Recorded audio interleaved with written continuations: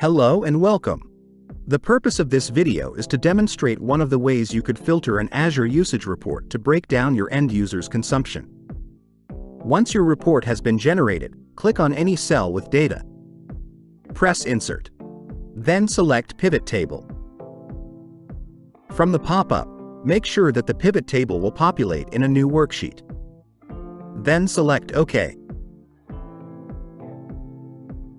Now we will be choosing the pivot table fields.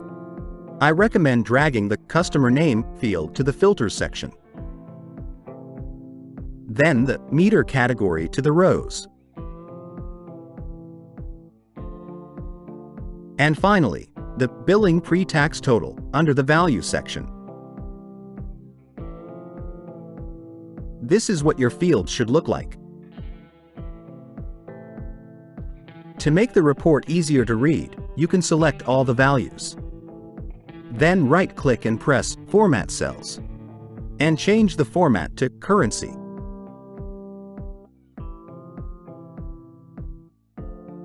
You can now select the arrow next to the Customer Name filter so that you will only see the consumption costs for one of your customers.